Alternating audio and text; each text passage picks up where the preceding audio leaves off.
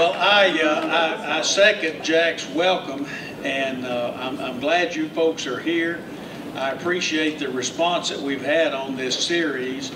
I'm going to tell you just a little bit about how it got to be. Let's see. Wait a minute. Do you want to introduce some of your family members here first? Go ahead, Charles. Remember, you got to use your mic now. I've got a sister here, Pamela. Stand up, Pamela. Stand up. Let's see. All right. She was the one that called and told me that Sam was trying to get a hold to me. Sam Venable wanted to get a hold of me. My brother under me, Gaynell, Oliver Gaynell.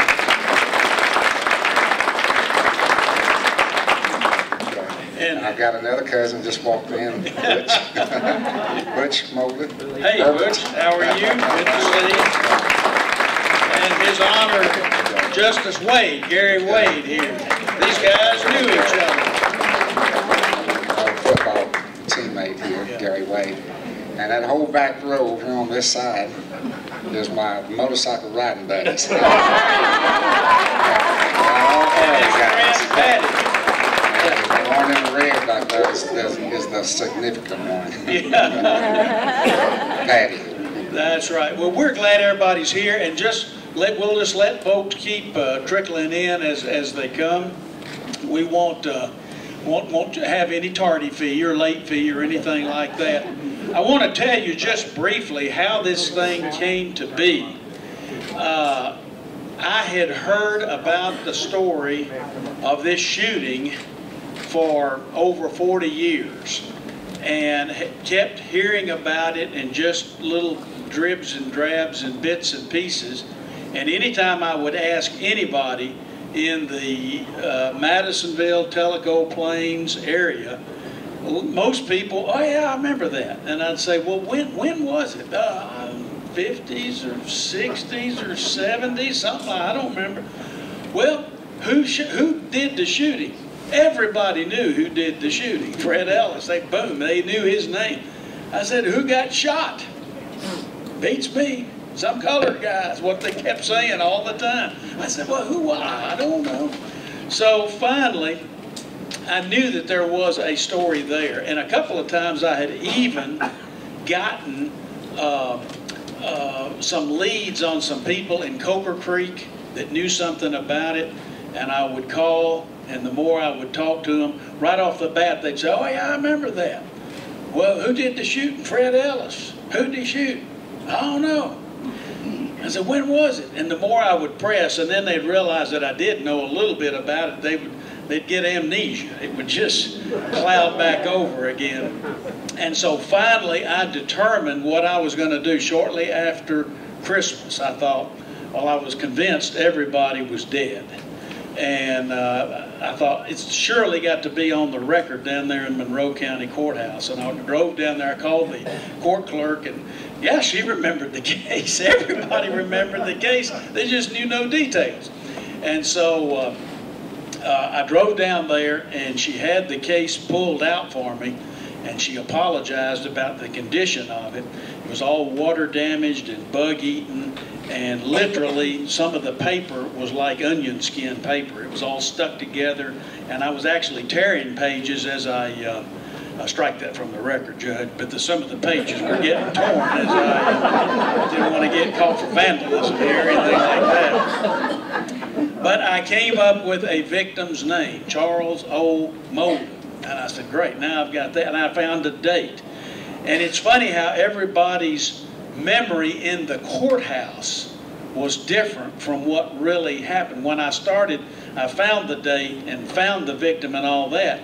And so I asked them, I said, well, what happened? And they said, well, the shooter was found not guilty. And I said, was it in the papers? Oh, yeah, every paper around here covered it. Oh, yeah, they wrote about it for days and days and days. So I left the courthouse that day knowing that, well, I can find it now. I'll look it up in microfilm. Nobody wrote about it. The only story that occurred, and you can see it in this the reprint section we have, the only story that occurred live of the event was a 5-paragraph story in the News Sentinel the day after. and it was so full of errors as to really not be believed, because about the only thing it did was identify Charles Moulden, who had gone down there, who had the audacity to go down there and go trout fishing.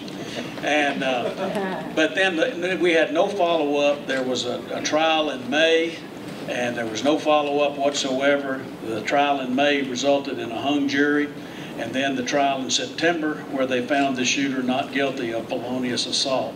Not a word in the paper. The only word in the paper was in the Monroe County paper, a little 2-paragraph thing that said that Fred Ellis was found not guilty. It didn't even identify his victim.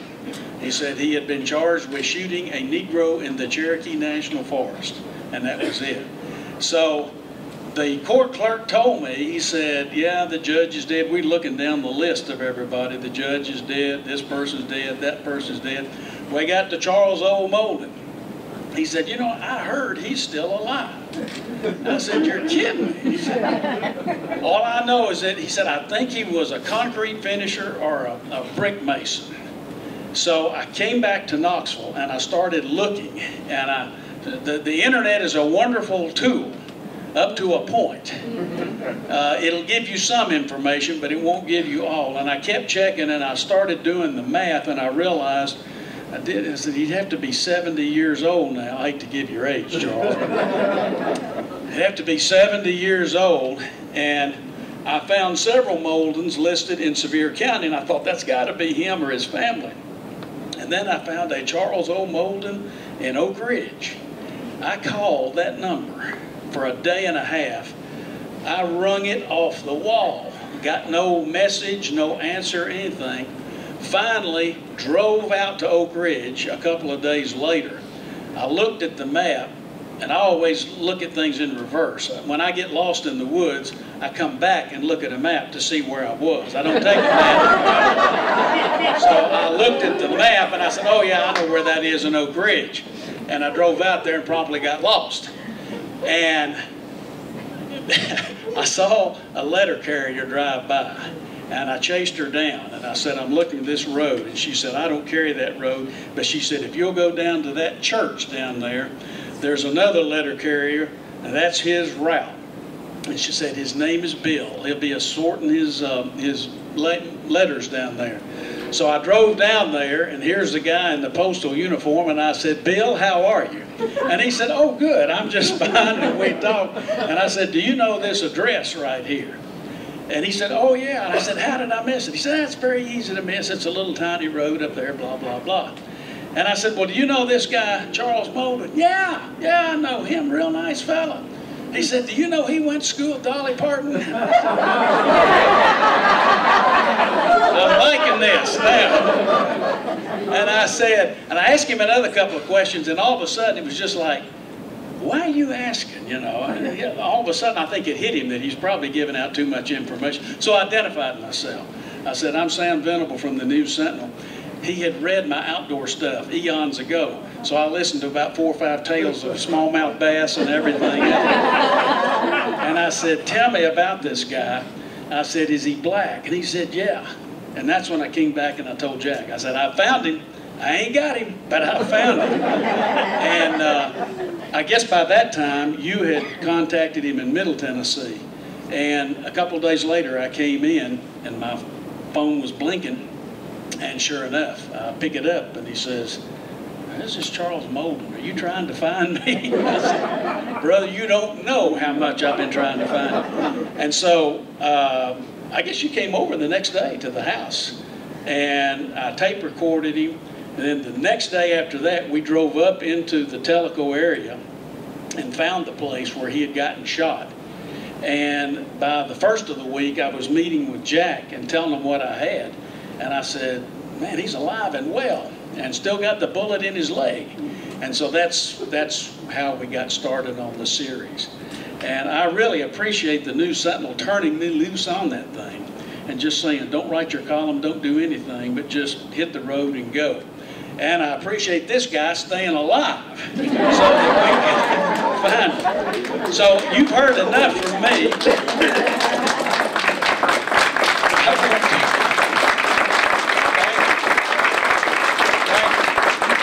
I'm going to turn this over to Charles Orlando Moulden and let Charlie tell us about the tale. Well, I can't top what he just said. First off, I'm not a speech maker. I don't address crowds. Right now, I'm just as nervous as I can be. It's good to see some friendly faces here, though. Anyway, when I got a call from my sister that there's a fellow named Sam Venable was trying to get a hold of me, and my mind, little wheels start working. Sam Venable, he writes an article for New Sentinel. What's he want with me? There's always a caution in me. A wise caution. What are you getting into? And that was long about 6:30 when my sister called me. I waited probably about 10:30, 11 o'clock before I returned the call. So, Mr. Bill, I think you're trying to get a hold to me. My name's Charles Moulden. Gave him my cell phone number, and he called me back, and I guess the rest of it is history. But this is one of those things that it happened. It's water under the bridge. I let it go with all the white friends I had and with the football players that I played with at Sevier County High School. I was able to bridge this gap to where I had to realize there's only one person that did this crime to me. It wasn't all the rest of the white people. This is something I kept preaching to other whites when I was coming up, that, hey, just because you saw some blacks in a riot in California breaking the windows out, stealing the TV, we all don't do that. A lot of us work for a living. We don't steal. I don't lie all the time. at least when I was at home with Mom and Dad, you know, that's one thing you did not do. But over the years, I've learned that if you allow people, you can bridge this gap. It's one at a time, but you have to be accessible. I've always been a friendly person. I get that from my mom and dad. If you meet my brother and sister, you'll find out that we're all friendly people. But I've met wonderful people in my life, and it's helped me to forget even about that. Sometimes I don't even like to relive it, to know that in this world today that you can actually get shot because of the color of your skin. I can understand the fisticuffs or something like that, but just blatantly get shot. And of course, naturally, I'm not an advocate of guns. I don't care nothing for them. And you're always going to get ambushed. I could have been dressed up like the Frito Bandito there that day. Nothing's going to save me other than the good Lord himself. And he was with me that day. But I've got people like my friends that I ride motorcycles with. You can't ask for a better group of friends I've got. Nobody has no color in that crowd. You just have to be riding Harley. What if you showed up on another brand of motorcycle? They'll let you know. They'll let you know. And of course, I've got a friend, Gary Wade, played football with me. Has sort of made a good life for himself. You know, so we have to watch what we say around him now. Not really. But my whole football team, when I integrated schools up there, I didn't look at it as integrating school, trying to be a pioneer. All I wanted to do was just play football. And they welcomed me. Run a touchdown, you're on the team. It's a team sport, and you forget about what color the person is beside you. You've got a job to do. I was a running back. The guys in the line made holes for me. My job is to run touchdowns or to pick up the first down. I don't know if I did that much in pioneering ways or not, other than the people that had accepted me on the football team. It was probably more of a pioneer than I was, because sometimes you're afraid to step forward and do something out of the norm without fear of the other people around you looking down at you. Some people are afraid of that. Sam come forward and done something other that a lot of these Tennesseans didn't want him to do. I was expecting a lot more negativity than what's happened. I'm surprised with the outpouring of people that do care. So that's the reason why I say you always got to leave yourself accessible. And you got to let people know that you are accessible, that you don't believe in that. And I'm rambling. But why don't you tell them about after you got on the team and the scrimmage down at Roane County?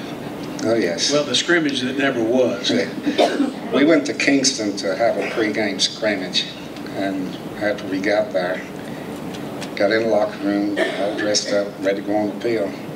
We got word that they wasn't going to play us because the blacks on the team. At the time, I had a cousin named James Parton that was also on the team, but he quit later. And the captains, that was Tom Williams and Tony Axley, yeah, stepped forward and said that if Charlie can't play, then we're not going to play. And I actually wanted him to go ahead and play, go out there and kick the you know what. You know. They said they wasn't going to do it, and they all stuck together, and we loaded the bus and came back home. And the other experiences were like when we played Clinton High School. They bombed the school that week, sent letters that don't bring your you know what here. If you do, you know what'll happen. Well, they took me anyhow. But the sheriff of Clinton met me at the top of the hill before you get to Beck's Curve, and I had to come off the bus and ride in with him. And I had to be escorted on and off the field to and from the field house. And the only way I got in the game was because so much debris was being thrown at me on the sideline that the coach actually put me in the game. Now, that's really something that you guys... What he told me, he said the coach said that the only place he's not going to get hurt's out there on the field. And there's other incidents. Any touchdown I ran was called back. You'd have to know, too, that in 1 year's time, I had to learn football, organized football, because we didn't have none in Sevier County for blacks. And being bused from Sevier County all the way to Knoxville to Austin High School didn't give us an opportunity to play football there, because at 3:30, you better be finding the bus. And we didn't see daylight in the morning or in the afternoon. We caught the bus at 6 o'clock and then get into it after 6 o'clock sometime. When I had this opportunity to play football at Sevier County High School, there was a cousin sort of set me up. He came by and said, "I'm going up here to join the football team." I said, "Yeah, are they letting us play football this year?" He said, "Yeah." I said, "Okay. Well, good. Congratulations to you. Go after him." And later on, my uncle threw a brick at me. He said, "Get out of here and going up there. You know you want to play football." And I ran all the way home, about a mile and a half to 2 miles. Took a bath, changed clothes, and ran all the way back to the field house. Imagine what kind of shape I was in. How I smelled, probably. But as I approached the field house, you're running, then you start walking, then you start just really walking slow. You hear all the teammates, the players talking. And as I walked in the door, you could just literally hear the mouse do his number on the cotton. It got quiet. And the coach was summoned then and said, "What can we do for you?" And I said, "I come to join the football team." "Well, you got to be in school here to play football." And I said, "Well, I'm in school. The paperwork just hasn't got here yet." So they let me play. That was one of those lies you're talking about. He had already dropped out of Austin High School at the time. And so when I decided that they was going to let me play, at least for that time then, until they finally found out I had a little bit of speed and had a little bit of ability and didn't know nothing about football, but I had a chance, so they just let me play. I don't think they expected me to get to the point where I got. But halfway in the season, I think I started picking up on it pretty well. And they started playing me more. And it was at Carter High School when they finally allowed a touchdown to stand. And it's for 87 yards. And I never will forget that. Everyone else has probably seen the footage of that film. I've yet to see it. I'm still trying to find someone that's got it. I would like to see it because I've heard I've done so many things on that run. You know, I busted several tackles and all this, and I don't remember anything. Either probably drove a freight train right through the hole. You know, if I hadn't made a first down, the football players would probably hung me on the field that day. But it wasn't a play that was supposed to have been run. It was supposed to have been a quickie right to get us from in front of the goalpost, which the goalpost at the time was on the goal line. And we didn't want our punter to hit the goalpost when he punted the ball. But we had a second-string quarterback named Alan Tansel that always wanted to run me against the coach's wishes. And he'd always say, you better pick up a first down, or you know what, you know. That particular play, it's a little fuzzy, but I can remember heels going up. You know, there's some great blocking, and I ran down the field, fumbling the ball. For about 30 yards, I never did gather the ball in. I think Gary probably tell you that. And they was all just, all faint breathe the whole time.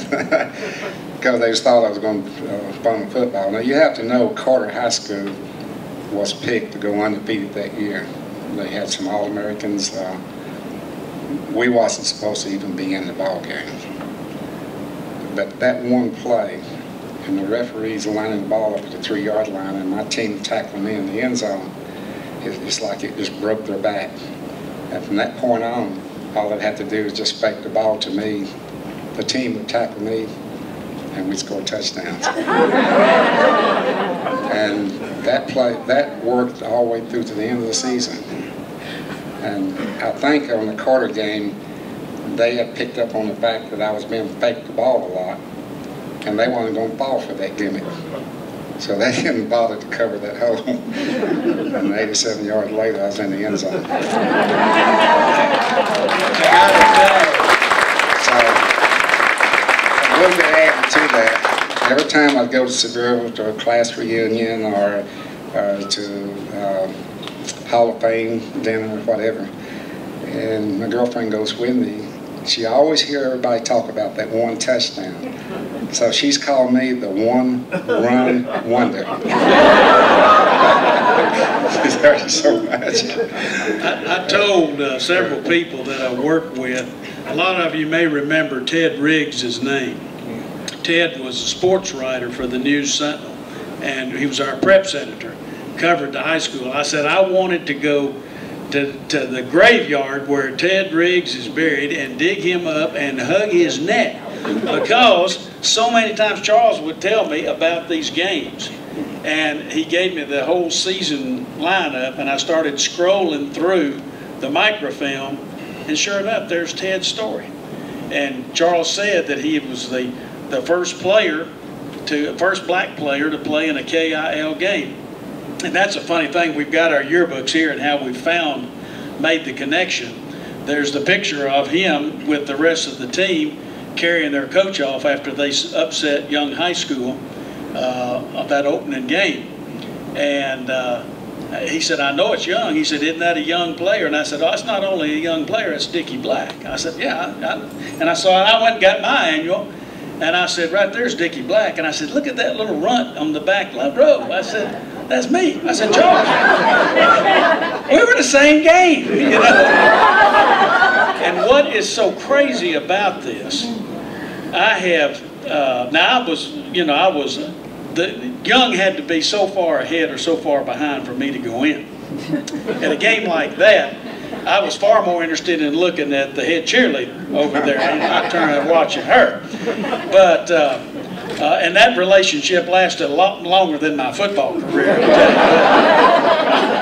But any event, we made that connection and realized that we were not only there. I asked Mary Ann, I said, do you remember that there was a black? No, she didn't remember. I still meet with a lot of my teammates. Every 6 or 8 weeks we'll get together and have dinner.